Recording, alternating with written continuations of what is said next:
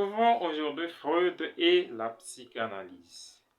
Alors, il faut savoir que tout celui qui a étudié la psychologie ou celui qui connaît quelque chose de la psychologie doit nécessairement connaître le nom de Freud. Parce que c'est lui qui est le fondateur de la psychanalyse. La psychanalyse qui est considérée du moins comme une branche de la psychologie. Alors, bienvenue sur cette chaîne. Je vous rappelle, si vous n'êtes pas encore abonné, abonnez-vous pour nous permettre de vous faire encore plus de vidéos et nous encourager dans ces vidéos. Alors, Freud, c'est celui qui a eu beaucoup d'influence dans la psychologie et surtout dans la santé mentale. Parce que Freud, d'abord, Freud est né en 1856. Il est né en Moravie. Alors, normalement, Freud n'est pas un psychologue des bases, il n'a pas étudié la psychologie. Mais son domaine, lui, c'était la neurologie. Et dans la neurologie, il va beaucoup s'intéresser alors à ce qu'on appelle la névrose. Alors, il s'intéresse à la névrose et il va découvrir maintenant les causes psychologiques de ces névroses. Alors, c'est ce qui va l'inciter maintenant parce que pour lui, c'est une grande découverte en fait. En tant que neurologue, il pensait que les origines, les causes des maladies mentales étaient beaucoup plus liées à l'organisme. Mais il va découvrir les causes psychologiques des maladies mentales. C'est comme ça qu'il va commencer maintenant à bien étudier et à structurer sa connaissance. Et à la fin, en fin de compte, il va théoriser beaucoup de choses en rapport avec la psychologie, avec la psychanalyse.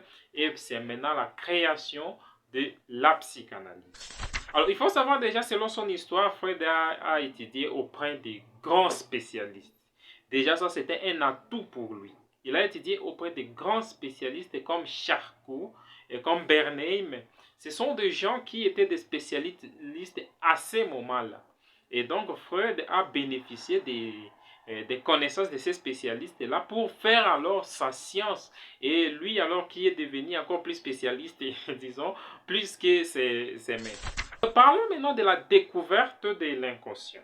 Alors, il faut savoir que Freud va découvrir ce qu'il va appeler l'inconscient. C'est-à-dire, dans son explication, Freud va dire que nos pensées et nos motivations sont beaucoup plus inconscientes que conscientes. Alors, il faut savoir, à l'époque, les gens pensaient beaucoup plus que ce sont les fous, les personnes détraquées qui agissaient par inconscience ou par inconscient. Mais Freud, lui, va venir démontrer le contraire. Il va dire non, nous tous, nos actes, nos comportements, nos pensées, nos motivations sont sous-tendus d'une certaine façon par l'inconscient. C'est comme ça qu'il va découvrir l'inconscient et il va théoriser, il va beaucoup parler sur l'inconscient. Et il va développer alors plusieurs concepts autour de l'inconscient et parmi lesquels il va créer des méthodes pour créer la maladie mentale en rapport avec cette connaissance sur l'inconscient.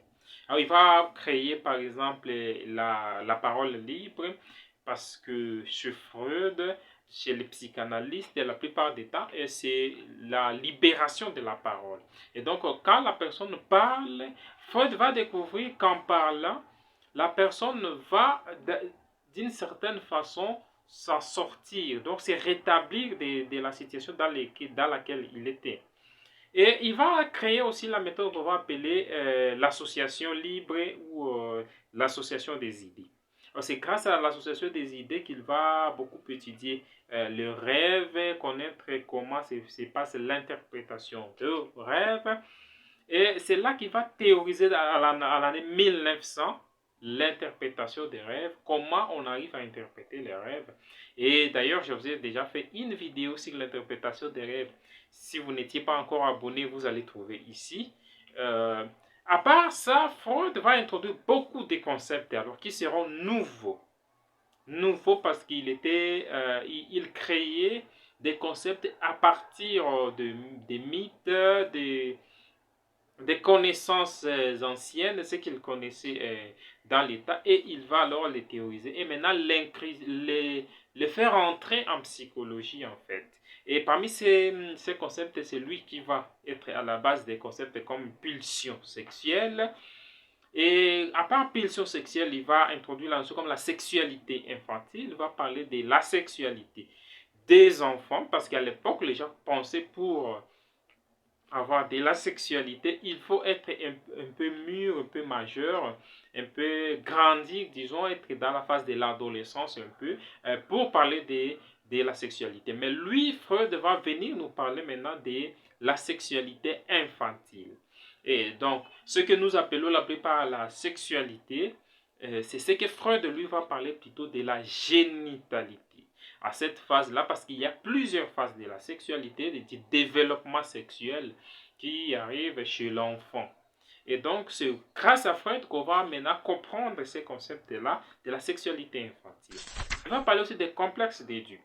Et il faut savoir que les concepts d'Édipe, ça se discute un peu aujourd'hui dans des recherches, mais il a été à la base de la création de ces complexes d'Édipe là pour expliquer les comportements, pour expliquer la base des conflits qui peuvent exister entre frères, entre les membres d'une même famille, ou d'où tire son origine. Et c'est là que Freud va apporter beaucoup plus de contributions. Alors, la fondation de la psychanalyse est fondée d'abord déjà sur plusieurs choses, mais l'essentiel c'est sur l'inconscient. Alors, en 1900, Freud va créer maintenant l'association des psychanalystes viennois. Donc, l'association psychanalytique viennoise, c'est Freud qui va créer ça. Et grâce à cette association, il va y avoir des conférences, il va y avoir beaucoup de contributions d'autres auteurs qui s'intéressent maintenant à la nouvelle science de la psychanalyse.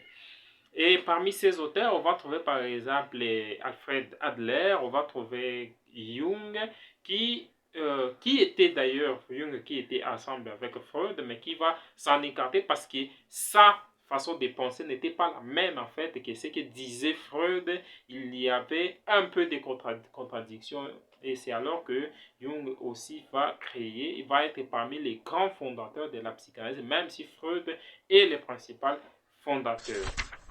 Alors, merci d'avoir visualisé cette vidéo. On se retrouve à la prochaine. Abonnez-vous si ce n'est pas encore fait. Laissez-moi un j'aime, et il y a une autre vidéo que je vous laisse juste ici que vous pouvez suivre. Ciao.